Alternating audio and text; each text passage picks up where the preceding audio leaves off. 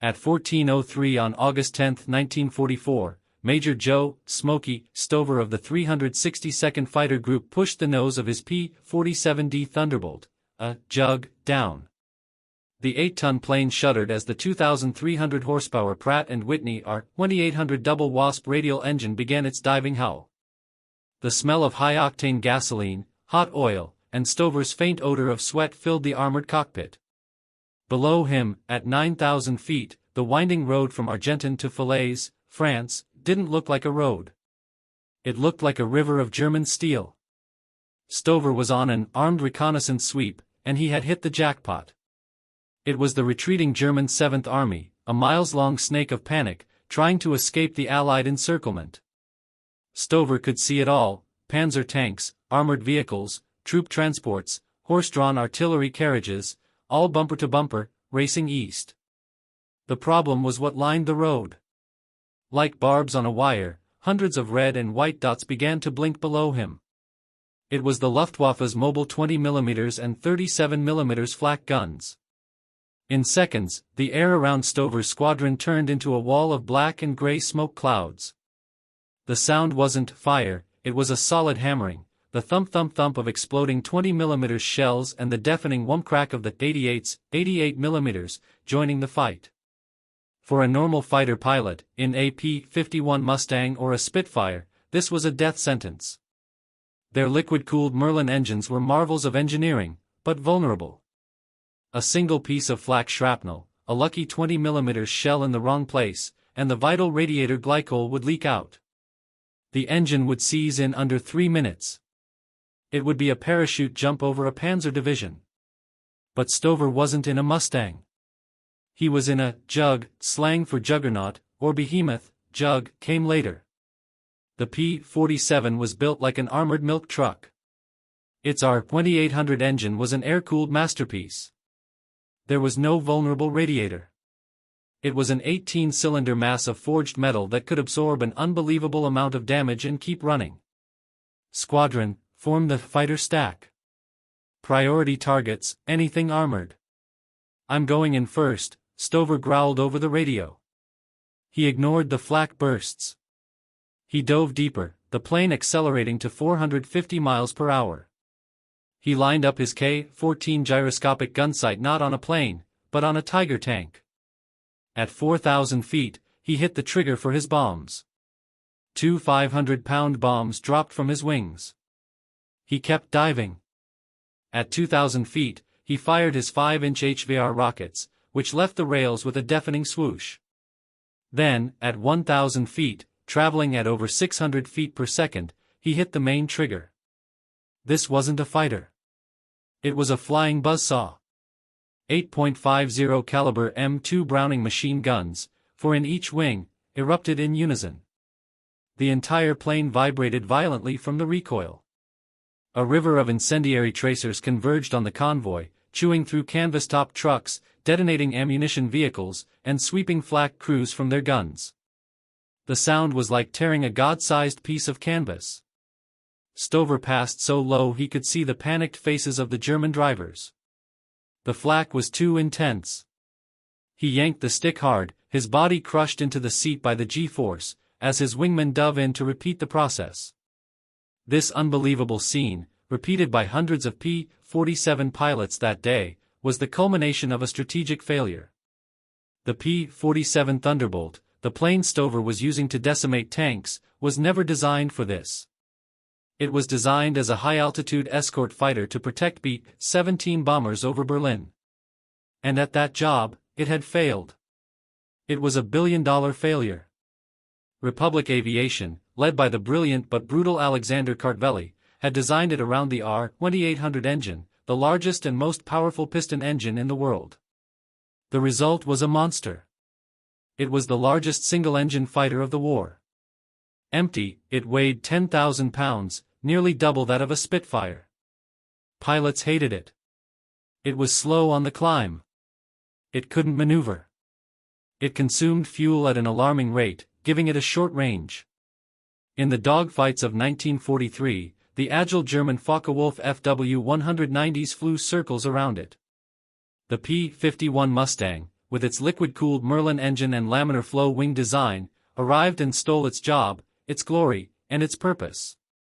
By 1944, the 8th Air Force was getting rid of its jugs as fast as they could, trading them in for P-51s. The P-47 was an orphan, a $100 million weapon without a mission. The U.S. Army Air Force had hundreds of these expensive, unwanted, fat fighters, sitting on airfields, a monumental embarrassment. The German command did not fear them.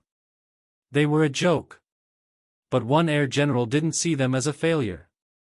He saw them as the secret weapon that would change how ground warfare was fought forever. In 1943, the Republic P-47 Thunderbolt was the wrong plane, for the wrong war, at the wrong time. It was the U.S. Army Air Force's answer to a question nobody was asking: how can we build the heaviest and most complex single-engine fighter in human history? Its primary job, the reason for its $100 million existence, was high-altitude bomber escort. The 8th Air Force desperately needed a fighter that could fly with the B-17s to the heart of Germany, protect them from Luftwaffe interceptors, and fly home. The P-47 failed miserably at this mission.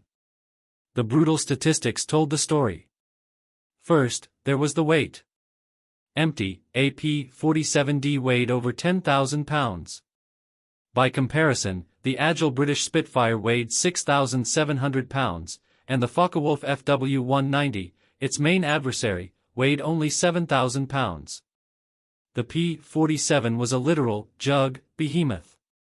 It was a flying brick. This weight, combined with a radial engine that performed poorly in thin air, gave it a terrible rate of climb. German pilots in their lightweight FW-190s could literally fly ascending circles around it. American pilots, cursed with the jug, reported that trying to climb to intercept an enemy was like trying to climb a hill of molasses. But the fatal flaw was range. The complex R-2800 engine and its innovative, but heavy, supercharger system consumed fuel at an astronomical rate. On early missions in 1943, the P-47s could barely reach the German border before their fuel gauges hit bingo, forcing them to turn for home. They left the B-17 bombers completely unprotected just as the Luftwaffe attacked. The result was a massacre. During Black Week in October 1943, the 8th Air Force lost 148 B-17s and their crews in just 3 missions, Schweinfurt and Regensburg, largely because their short-range P-47 escorts had to abandon the fight. The official solution to the P-47's failure was an entirely different plane, the P-51 Mustang. With its sleek, liquid-cooled Merlin engine and brilliant aerodynamic design, the Mustang was light, fast, and, most importantly, could fly to Berlin and back. By 1944, the 8th Air Force was shedding its P-47 squadrons as fast as it could, eagerly trading them for P-51s. The P-47 became the unwanted asset. A billion-dollar program, obsolete before its first combat anniversary. The USAF had thousands of these failed, expensive, heavy fighters sitting on airfields in England with no clear mission. The German command did not fear them. They were a footnote. But while the P-47 was failing in the skies over Germany, a new and even deadlier problem was developing on the ground in France. On June 6, 1944, the Allies landed in Normandy. D-Day was a success. But on June 7, the war ground to a halt. The American and British armies found themselves trapped in a geographical nightmare, the bocage. The bocage was not just countryside. It was hundreds of square miles of small fields separated by gigantic hedgerows. These hedges were not ornamental shrubs, they were 10 to 15-foot high earthen walls, 3 to 6 feet thick, and topped with centuries-old trees and brush. They were, for all practical purposes, medieval fortifications impassable to tanks. The roads were narrow, sunken corridors, perfect for ambushes. The Germans, masters of defense, turned the bocage into a slaughterhouse. The pattern of Allied failure was the same, every day, at a devastating human cost. A platoon of U.S. Sherman tanks advances cautiously down a sunken road. Hidden behind a hedgerow 800 yards away, invisible to everyone, a gunner on a 75mm Pak-40 anti-tank gun or, worse, a high-velocity, 88 mm, gun, waits. The German gunner fires. The shell penetrates the Sherman's thin frontal armor. The tank explodes, blocking the road. The rest of the tank column is trapped. The accompanying infantry is immediately pinned down by entrenched MG-42 machine guns. The infantry commander on the ground, desperate, gets on his radio. He calls for air support to destroy the anti-tank gun that is killing him. And here was the insoluble strategic problem. The radio call had to go up a slow, bureaucratic chain of command, from the lieutenant in the field to battalion, from battalion to division, perhaps 10 miles back, from division to the Tactical Air Command, TAC, headquarters of the 9th Air Force. The TAC would then dispatch a flight of fighter bombers from an airfield 50 miles away. Total time from the desperate request to bombs on target, at best, 45 minutes. In reality, 90 minutes was standard. In 90 minutes, the German Pak-40 crew had already hooked their gun to a truck, pulled back 300 yards to the next hedgerow, and was ready to repeat the process. The P-47s would arrive, circle, bomb an empty field based on outdated map coordinates, and fly home frustrated. The statistics were brutal. In June and July 1944, the U.S. Army was measuring progress in yards per day. They were taking over 1,500 casualties per day to gain territory they could barely see. The Allied offensive was bleeding to death in the bocage. The official solution was strategic bombing. General Bradley conceived Operation Cobra, used thousands of B-17 and B-24 heavy bombers, designed to bomb cities, to simply erase a patch of the bocage from the map. It was a brute force solution, terribly imprecise. It killed hundreds of American soldiers, including General Leslie McNair, and unsustainable.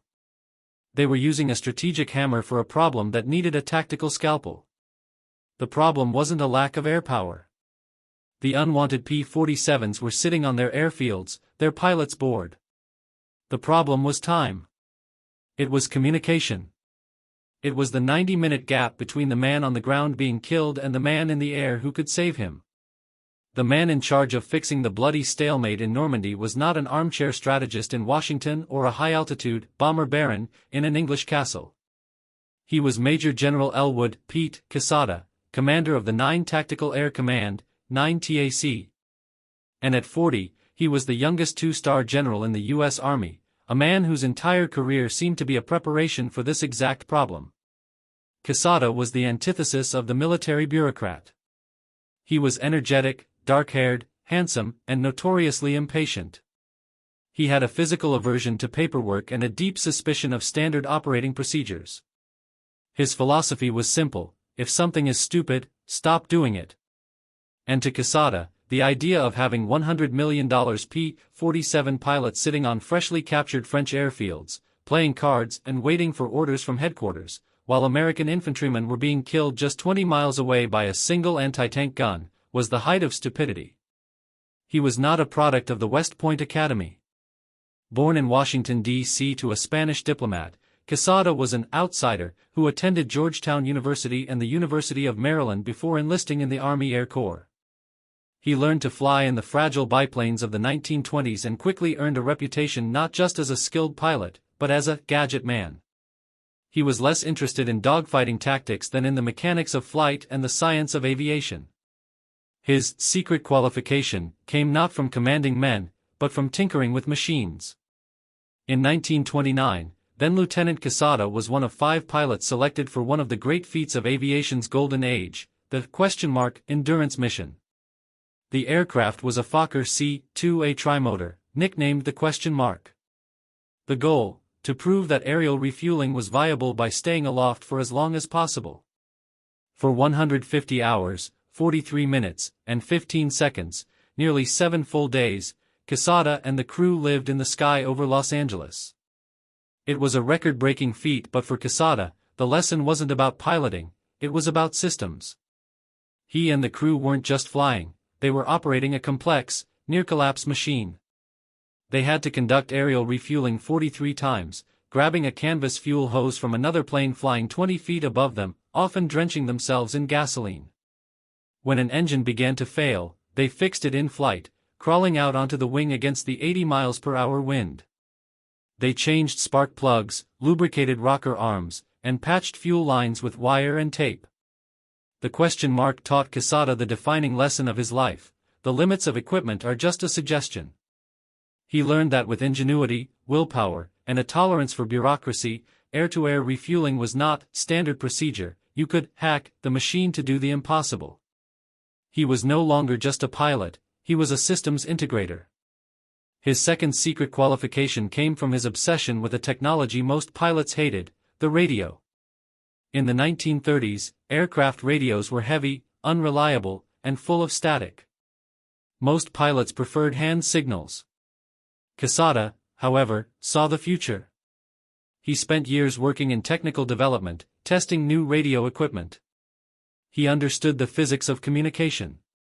Crucially, he understood the problem that was killing soldiers in the bocage at a technical level almost no other general did. The problem was frequency mismatch. Army tanks, like the Shermans, used low-power AM radios, like the SCR-508.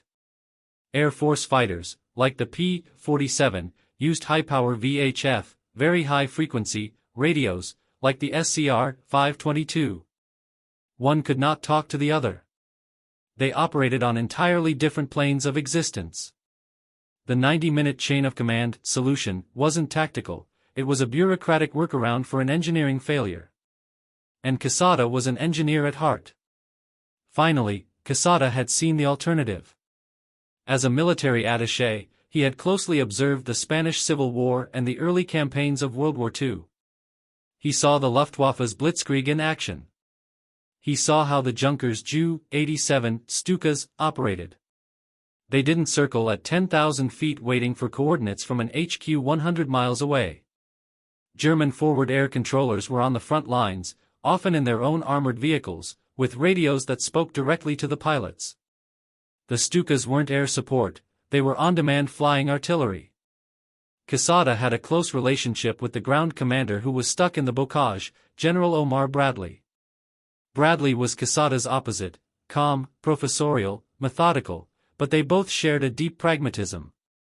In meetings, while other Air Force generals talked about air superiority and strategic interdiction campaigns, Quesada talked about the infantry lieutenant pinned down by a single machine gun. He was the right man because he had the right obsession. He looked at the failed P-47 and didn't see a heavy escort fighter. He saw the perfect tool. It was an incredibly stable weapons platform. It could carry 2,500 pounds of bombs, more than half the load of a B-25. It could absorb an unbelievable amount of German fire thanks to its air-cooled radial engine, and its 8.50 caliber machine guns could destroy anything short of a heavy tank.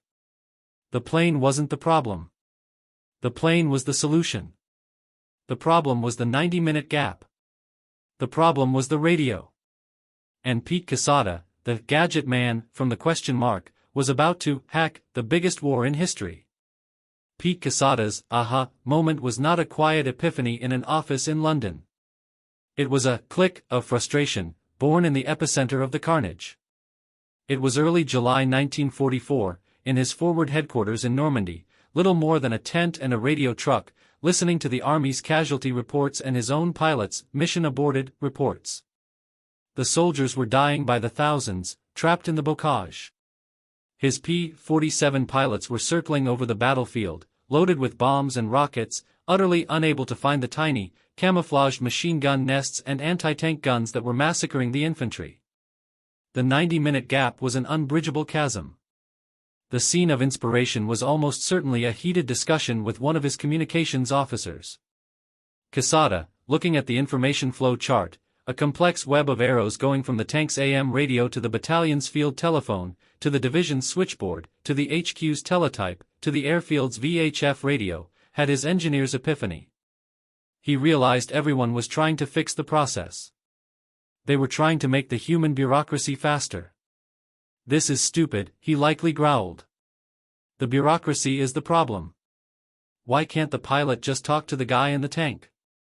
The answer was the technical no that had defined modern warfare up to that point, because, sir, they use different radios. Tanks use AM. Planes use VHF. And that was the click. Quesada, the gadget man from the question mark, the radio junkie, didn't see a dead end. He saw a hardware problem. The counterintuitive solution, the idea no one in the military establishment would dare suggest, formed in his mind. So, let's put the plane's radio in the tank. To the military bureaucracy, this was heresy. To a hacker like Quesada, it was the next logical step. The theory and physics behind the problem were what made it unsolvable for everyone else. The ground and air forces had developed in separate technological silos for a decade. Army radios, AM. The Sherman tanks used the SCR-508 radio.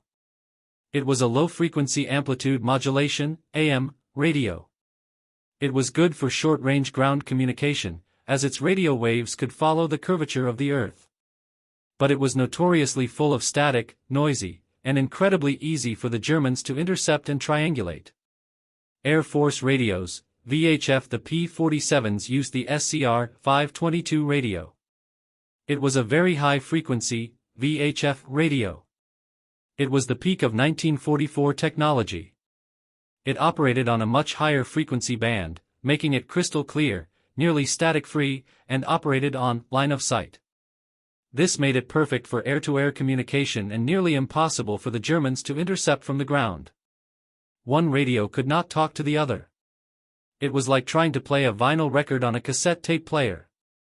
The official 90-minute solution was the equivalent of having one man listen to the record and sing the song into a tape recorder. What Quesada proposed was to install a tape player inside the record player. Quesada immediately contacted his army counterpart, General Omar Bradley. Bradley, desperate to break out of the bocage, gave Quesada the one thing he needed: permission to experiment. The prototype was assembled in a muddy maintenance depot, just miles from the front line. It was not a $1 million research and development program. It was a clandestine, workshop operation, exactly how Quesada liked it. First, they acquired an SCR-522 VHF radio from a crash-landed P-47. Then, they requisitioned an M4 Sherman tank and its crew from the 2nd Armored Division. Then Quesada's gadget men, his Air Force radio technicians, went to work with wrenches and cutting torches. The engineering problems were immense. Problem 1, power. The SCR-522 was designed for the 28-volt DC electrical system of an aircraft, powered by a generator hooked to a 2,300 horsepower engine. The Sherman used a 12-volt, in some models, 24-volt, system powered by a much smaller auxiliary generator. The solution: Quesada's techs grabbed an aircraft's dynamotor, a DC-to-DC converter, and jury-rigged it to the tank's electrical system, essentially creating a custom transformer on the spot. Problem 2, space and vibration. The SCR-522 was not a handheld radio, it was a set of heavy metal boxes, transmitter, receiver, power unit, connected by thick cables and filled with fragile glass vacuum tubes. The inside of a Sherman was already a cramped hell, stinking of cordite, oil, and sweat. And when it was moving, it vibrated enough to rattle your teeth loose. The techs had to weld steel mounting brackets directly to the inside wall of the turret, taking up space normally used for machine gun ammunition, and mount the radios on rubber shock mounts to protect them from the bumps. Problem 3, the antenna. The VHF radio needed its own line-of-sight antenna, which was different from the tank's standard AM antenna. This required the most audacious violation: they had to drill a new hole through the Sherman's steel-plated turret armor to mount the aircraft's whip antenna. But the final problem was human. A P-47 pilot doesn't speak tanker speak. A tank commander doesn't speak pilot speak. They used different procedures, different maps, and different terminology. Quesada's solution was the final innovation. He didn't just put a radio in the tank, he put a pilot in it. He created two-man Tactical Air Control Party, TACP, teams. The team consisted of an Air Force Communications NCO and, crucially, an actual fighter pilot who had completed his combat tour. This pilot, who understood instinctively what a P-47 could and could not do, would suit up in a tanker's uniform, replace the useless bow gunner in the Sherman, and become the human link. The lab tests happened in late July 1944. The first Frankenstein Sherman tank, nicknamed TAC-1, was driven to a hill overlooking the German lines. A P-47 pilot, who was in on the scheme, flew overhead. The Air Force pilot inside the tank, cramped and sweating, picked up the microphone.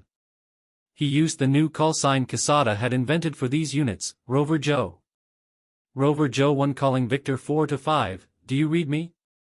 The voice in the P-47 came back, crystal clear, Rover Joe, this is Victor 4-5, I read you 5x5. Where the hell are you? The controller in the tank grinned. I'm in the tank right below you. And I've got a job for you. For the first time in American military history, the pilot in the sky was talking directly to the man on the ground at the front line. The 90-minute gap had been reduced to 90 seconds. The weapon was loaded. Pete Quesada's innovation was not a simple equipment upgrade. It was an act of doctrinal insubordination. By installing VHF radios in Sherman tanks, he wasn't just drilling through a tank's armor, he was drilling through the heart of the U.S. Army Air Force, USAF, command doctrine. The risk he took was not just tactical, it was political and career-ending. The bureaucracy he was violating was the Air Force's very reason for being. In 1944, the USAF was fighting two wars, one against Germany, and one against the U.S. Army, for its own independence. The bomber barons and high-altitude fighter generals like Karl Tui Spaatz saw themselves as a strategic, independent service. Their doctrine, which they had fought and died for, was that wars were won by crushing the enemy's industry and infrastructure, not by acting as flying artillery for the infantry. Close air support was seen as a dirty job, a distraction from the real mission, a throwback to the World War I status of being the Army's messenger service. The exact regulations Quesada was breaking were numerous. Violation of established communication channels, the 90-minute chain of command was not an accident, it was policy. Air support orders had to be filtered through Division and Tactical Air Command to ensure they fit the big picture and to prevent friendly fire. Quesada's Rover Joe system actively bypassed this chain. It gave a lieutenant in a tank the power to divert a $5 million fighter-bomber squadron to attack a single machine gun nest. To the high command, this was chaos. Unauthorized modification of equipment, the Army Ordnance Corps and Signal Corps spent years designing, testing, and approving equipment. Quesada and his hacker teams were taking cutting torches and power drills to frontline equipment, in the middle of a battle, with no manuals, no testing, and no permission. He was mixing incompatible electrical systems and drilling holes in hardened steel armor. If a single modified tank had short-circuited and caught fire in combat, or if the armor failed where the hole was drilled, the ensuing investigation would lead directly to Quesada. Violation of Air Employment Doctrine. USAF doctrine stated that air assets should be centralized at the top and distributed by the Air Force General, not parceled out among ground units.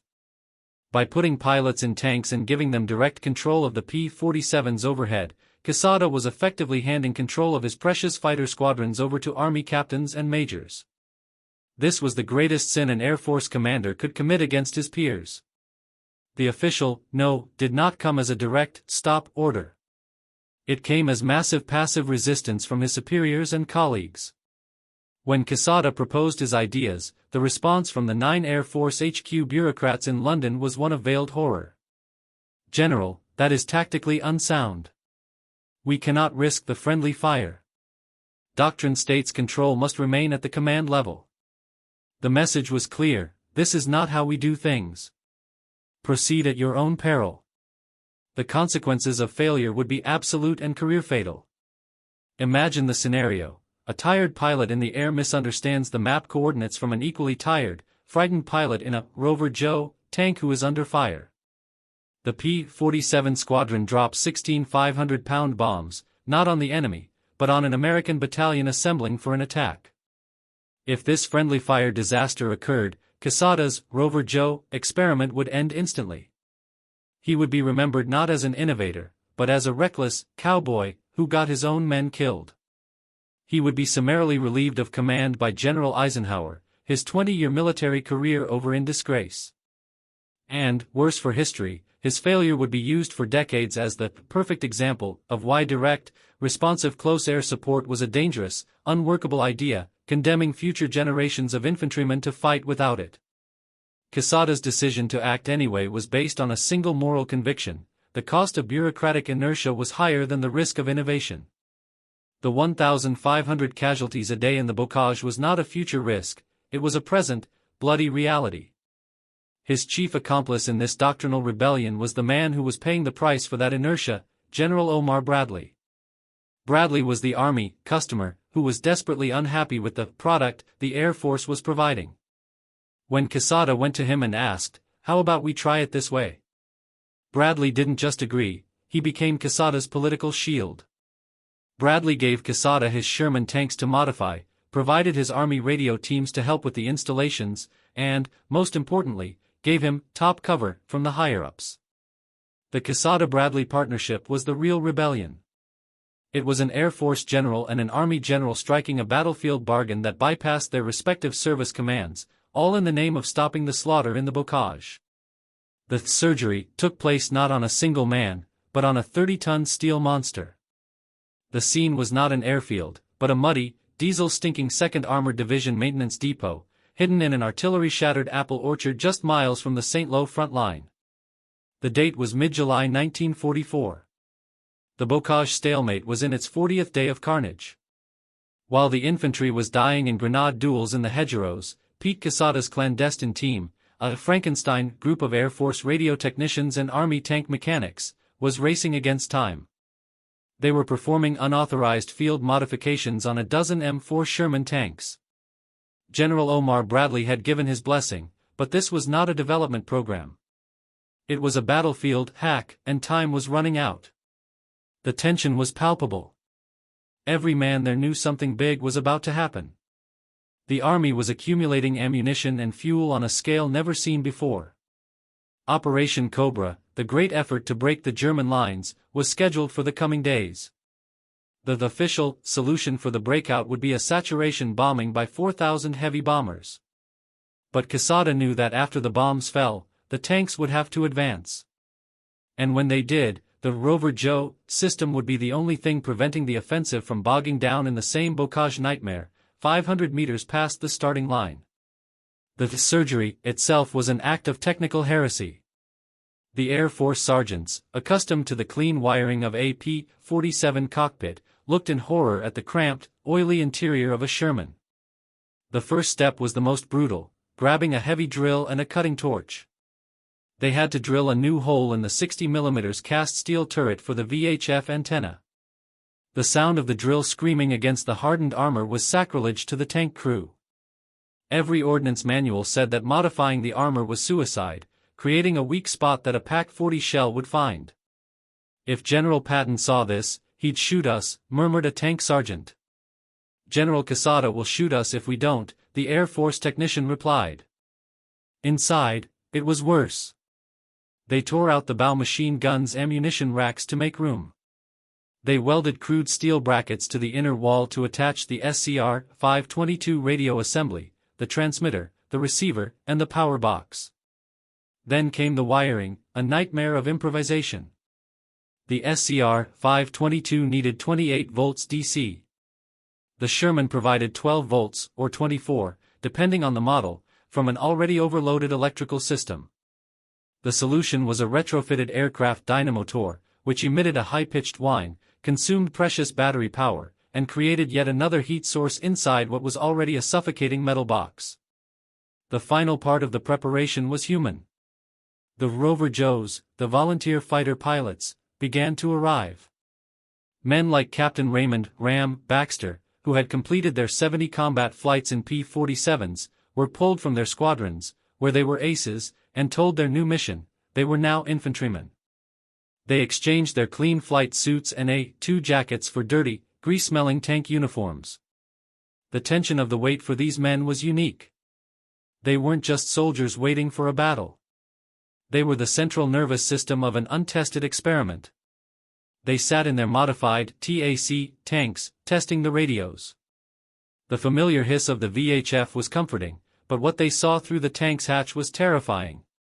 They understood the lethality of what was in the air, but they had no idea of the brutality of what was happening on the ground. The imminent risk was tied to the weather. Operation Cobra was set for July 24. That morning, the weather was bad. The bombing was cancelled, but some bombers didn't get the message and dropped their loads, killing 25 American soldiers. The tension mounted. The offensive was rescheduled for the 25th.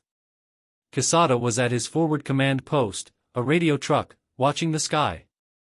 His entire career risk was coming to a climax. He had promised Bradley a scalpel. If his hacked radio system failed, if the delicate vacuum tubes of the SCR-522 shattered with the first artillery concussion, if the AM and VHF radios interfered with each other, or if the nightmare of a friendly fire incident occurred, it would be the end. Quesada's innovation would not have just failed to save the men on the ground, it would have added to the chaos of the largest and most dangerous ground gamble of the war. On the morning of July 25, the Rover Joe tank started their engines and their radios. The pilots inside heard the deafening roar of 4,000 heavy bombers flying overhead, and then the ground shook as the world in front of them was erased.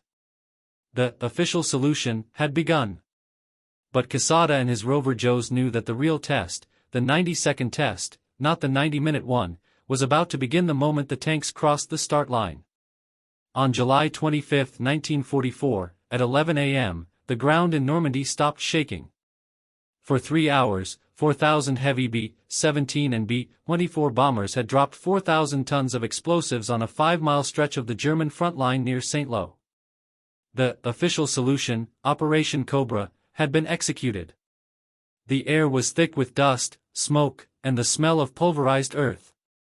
Then, an eerie silence fell, followed by the roar of thousands of tank engines. The U.S. 2nd and 3rd Armored Divisions moved forward. They advanced 800 meters. And then it happened. Whump crack. The lead Sherman tank on the D-972 road exploded in a tower of flame, its turret flying 30 feet into the air. The column stopped cold. The following infantry dove into the ditches. It was the Bocage nightmare, all over again.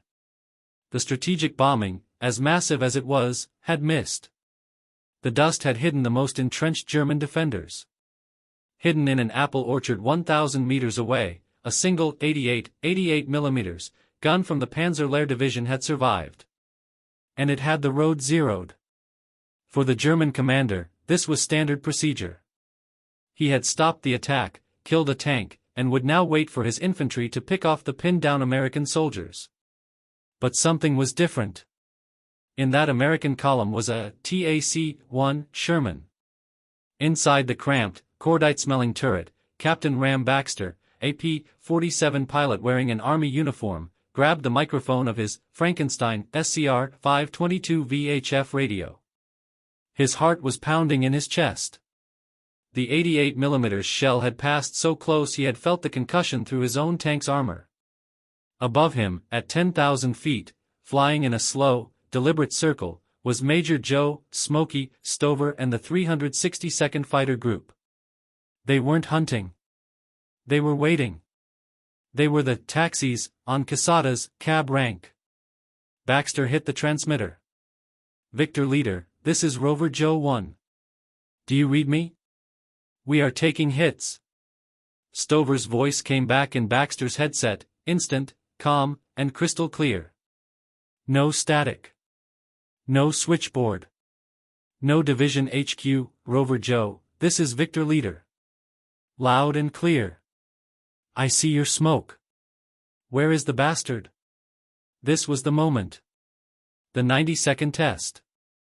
The vivid debriefing happened in real time, in combat. Baxter risked a peek out of the hatch. "Okay, Victor, I see you. You see the burning Sherman on the road? That's not me. I'm 200 yards behind him. Follow the road east, there's a small apple orchard with a destroyed stone house. The bastard is in the tree line just behind that house." Stover rocked the wings of his 8-ton P-47. "Rover Joe, I see the stone house. We're starting our run. Button up. I'll be attacking south to north, parallel to your position."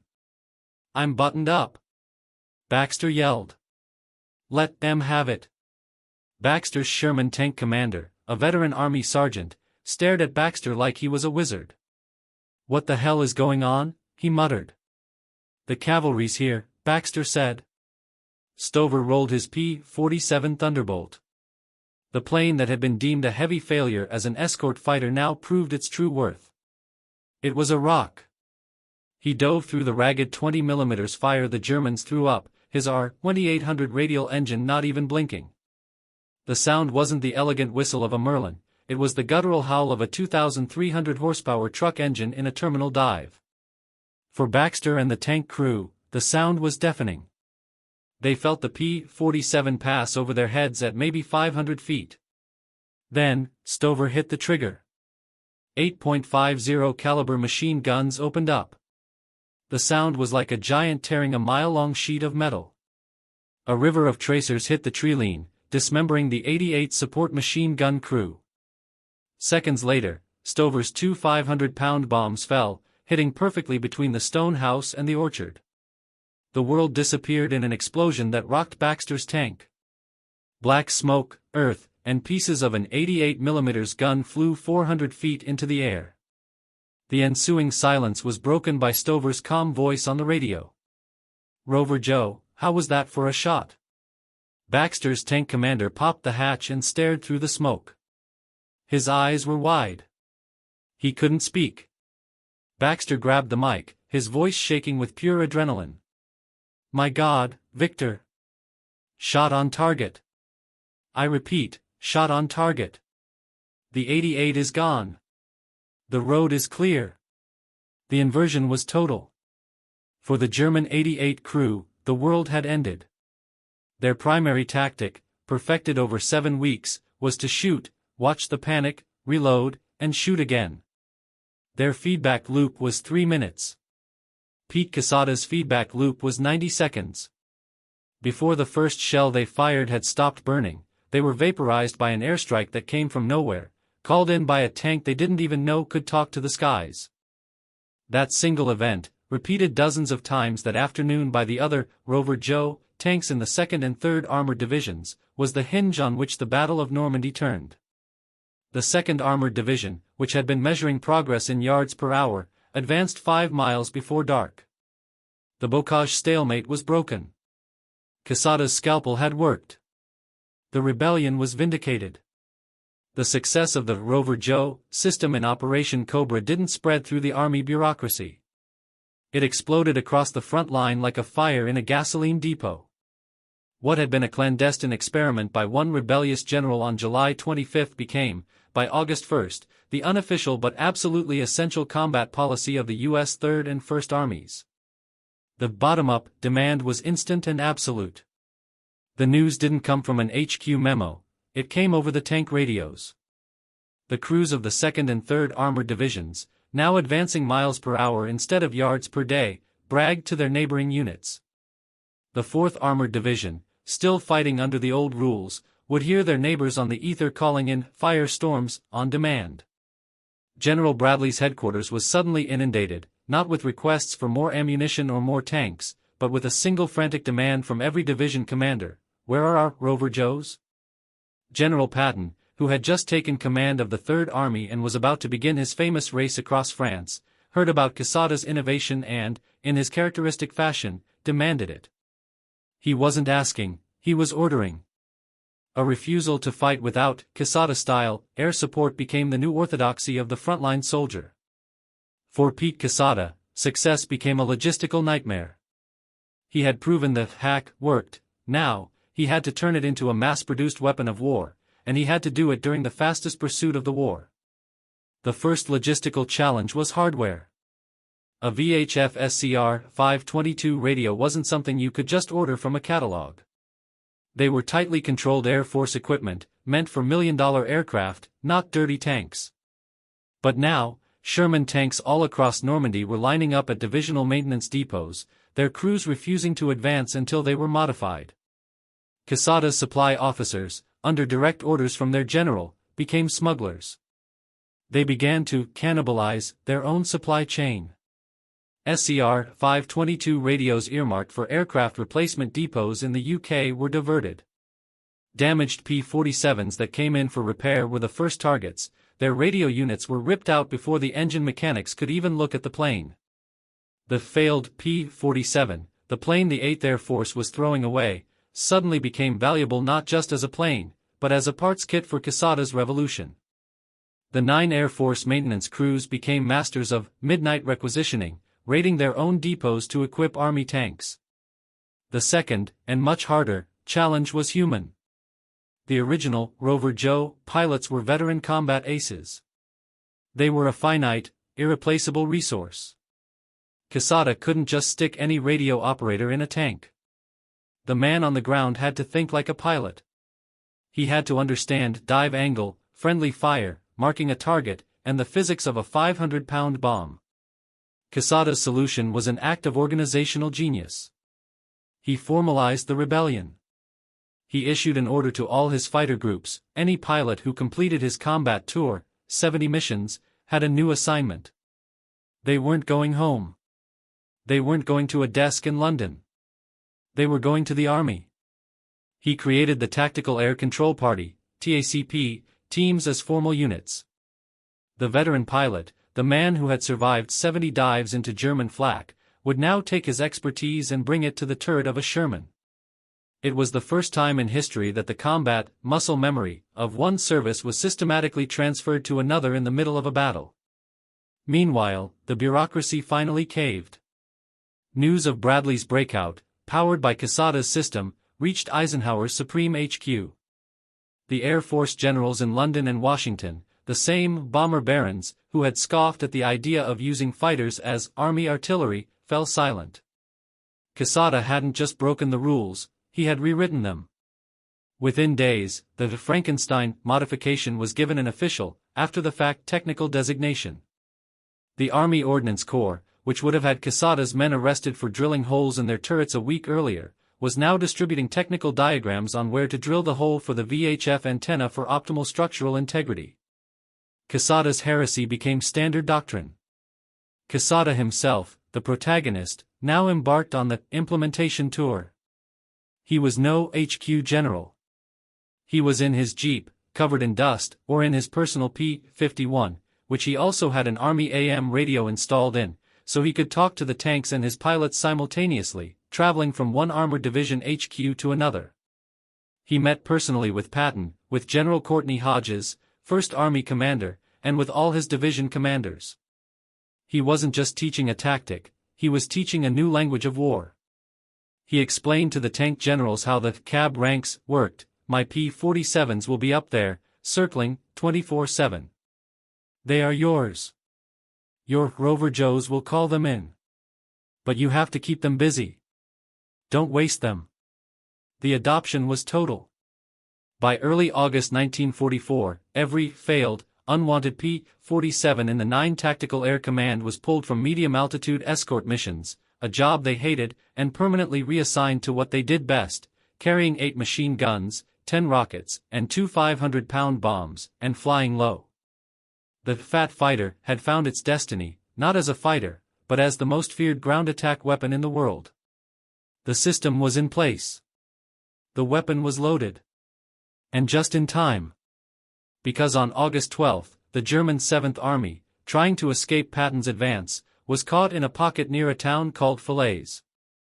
They were trapped on the road, bumper to bumper. And Quesada's Rover Joes, now fully implemented, were watching them from every hill. The stage was set for the greatest tactical slaughter of the war. The before and after of Pete Quesada's experiment was not subtle.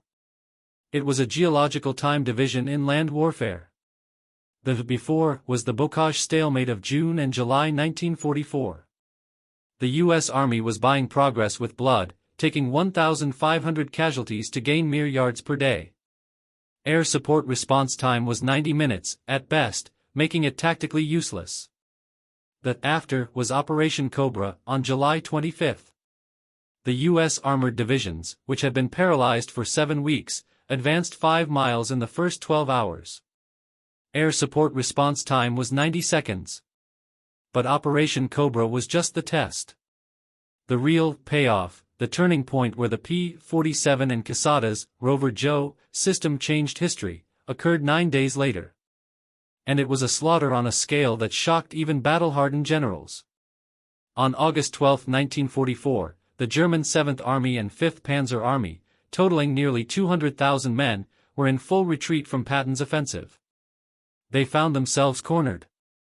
The Americans and British had closed a pincer around them, leaving only a narrow escape route to the east, between the towns of Argentan and Falaise.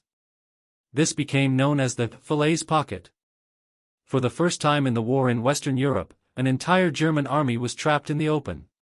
They were not in fortifications. They were not entrenched. They were stuck on narrow country roads, in columns that stretched for miles. Panzer tanks, troop trucks, command vehicles, horse-drawn artillery, fuel tankers, ambulances, tens of thousands of vehicles and horses, all moving bumper to bumper. And the weather was perfectly clear. For Quesada's Rover Joes, now fully implemented in Sherman tanks with the encircling forces, and for the P-47 pilots of the 9 Tactical Air Command circling above, it was not a battle. It was a turkey shoot. This was the moment that failed P-47 was born for. Everything that made it a bad escort fighter made it the perfect killer for this mission. Durability: the panicking German columns threw back everything they had. The air over the Falaise Pocket was a solid cloud of 20 mm and 37 mm flak. A P-51 Mustang or Spitfire, with their liquid-cooled Merlin engines, would have been brought down in minutes by a single lucky fragment. But the P-47 jugs dove right into it. Their massive R-2800 air-cooled radial engines could absorb dozens of 20 mm hits and keep running. Pilots reported coming back to base with fist-sized cannon holes in their wings and fuselages, laughing. Firepower: the 8.50 caliber M2 machine guns, useless in dogfights at 30,000 feet, were devastating against ground targets. A single 2-second burst from a P-47 sent 200 armor-piercing incendiary rounds into the road. What this did to the canvas-topped German troop trucks was indescribable. Fuel tankers exploded, setting the vehicles around them on fire. The thousands of horse-drawn wagons, which still made up the bulk of the German army's logistics, disintegrated. Bomb load: with 2,500 pounds of bombs and 5-inch HVR rockets, a single P-47 had the firepower of an artillery platoon. The HVR rockets could punch through the thinner top armor of a Panther or Tiger tank, and the 500-pound bombs obliterated everything within a 50-yard radius. The measurable numbers from the 9 days of the Battle of the Falaise Pocket, roughly August 12 to 21, are why the German command was shocked. The German 7th Army was not defeated or forced to retreat, it was erased. The destruction claims from Quesada's 9 Tactical Air Command alone were astronomical. On just a single day, August 18, as the pocket was at its chaotic height, P-47 pilots claimed the destruction of 2,040 motor vehicles, trucks, armored cars, etc. 124 tanks. 247 artillery guns. In 9 days of relentless carnage, the total numbers, which the user's title captures in spirit, were the total annihilation of an army. When Allied ground troops finally closed the pocket, they were sickened by what they saw. The Falaise-Argentan road was no longer a road, it was a 10-kilometer-long steel graveyard. The P-47 pilots had created the first traffic jam of the war, destroying the lead and rear vehicles of each column, and then methodically, day after day, coming back to destroy everything trapped in the middle. The enemy reaction was one of pure terror. Field Marshal Gunther von Kluge, the German commander, wrote in his final report before committing suicide that enemy air power had made all daylight movement impossible. The diaries of captured German soldiers had one word that appeared repeatedly: Jabos, short for Jagdbomber, or fighter bomber. The sound of a P-47's dive became the sound of certain death. The failure of the innovation, if you can call it that, was that the P-47 was a failure as a high-altitude escort fighter. The P-51 Mustang took over that role and swept the skies of the Luftwaffe, proving the long-range escort theorists correct. But, in a classic, fail-forward story, this $100 million failure freed up an arsenal of perfectly oversized, over-engineered, and super-tough aircraft. The Fat Fighter, the 8th Air Force didn't want became the tactical weapon that saved tens of thousands of American infantrymen's lives and, in the Falaise pocket, broke the spine of the German army in France. The carnage in the Falaise pocket was not the end of the story, it was the beginning.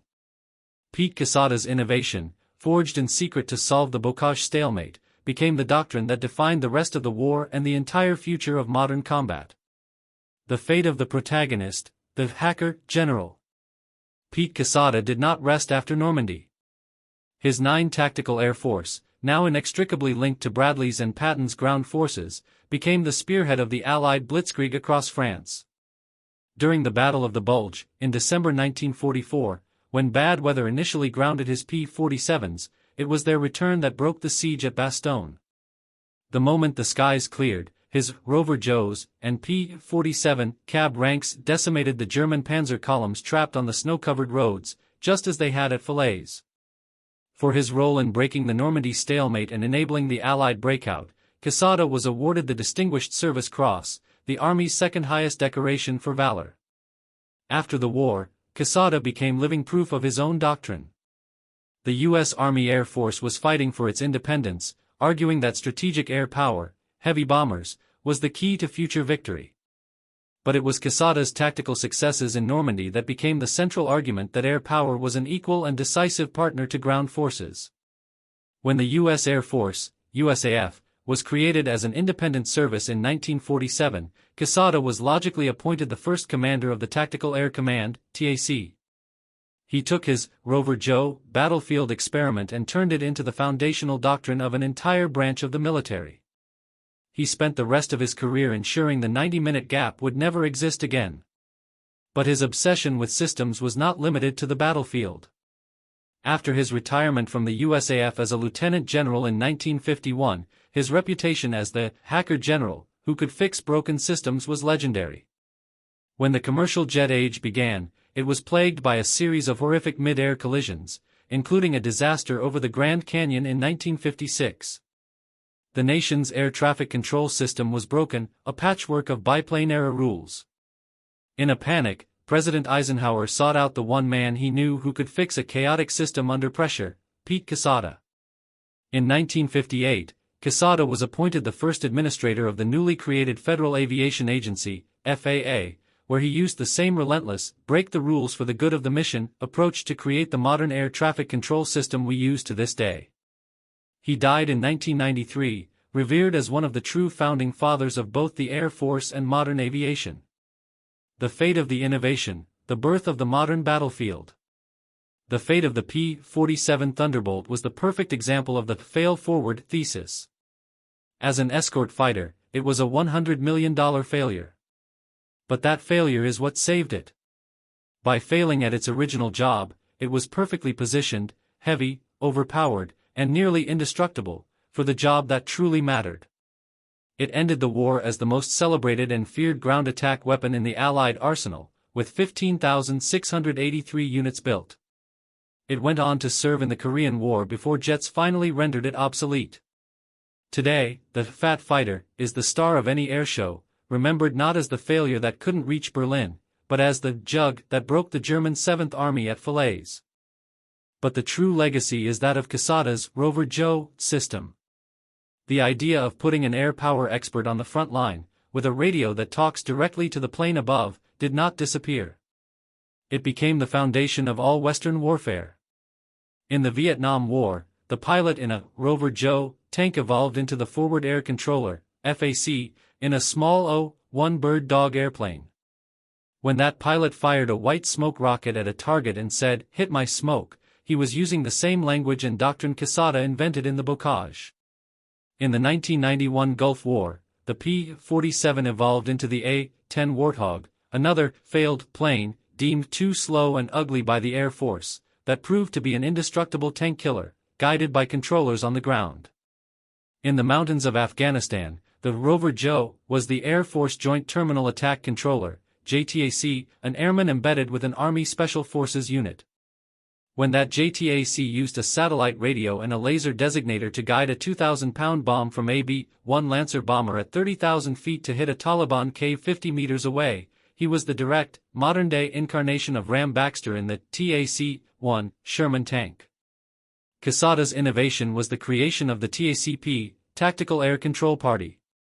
These teams, which he invented in the mud of Normandy, exist today in every branch of the U.S. military. The moral of the story is etched in steel and silicon. The P-47 and Pete Quesada didn't just prove that a fat fighter could kill tanks. They proved that the greatest weapon in war is not hardware, but integration. Victory is achieved not by faster fighters or heavier tanks, but by shortening the time between the man with the problem and the man with the solution. The 90-minute gap that was killing soldiers in the bocage was a failure of imagination, not technology. Quesada and his failed, fat fighter didn't just win a battle, they hacked the very nature of war.